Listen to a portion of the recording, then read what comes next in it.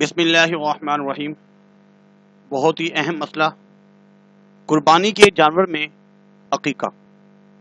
کیا قربانی کے جانور میں عقیقہ بھی ہو سکتا ہے؟ عقیقہ بھی کیا جا سکتا ہے؟ قربانی کے بڑے جانور گائیں، بیل اور اونٹ وغیرہ میں عقیقے کا حصہ ڈالا جا سکتا ہے۔ اس سے اس جانور میں جتنے حصے قربانی کے ہیں، جیسے 7 حصے ہوتے ہیں، اگر 4 حصے 3 حصے اگر قربانی کے ہیں وہ قربانی کے، اور جتنے عقیقے کے حصے ہیں اتنے عقیقے کے حصے ادا ہو جائیں گے۔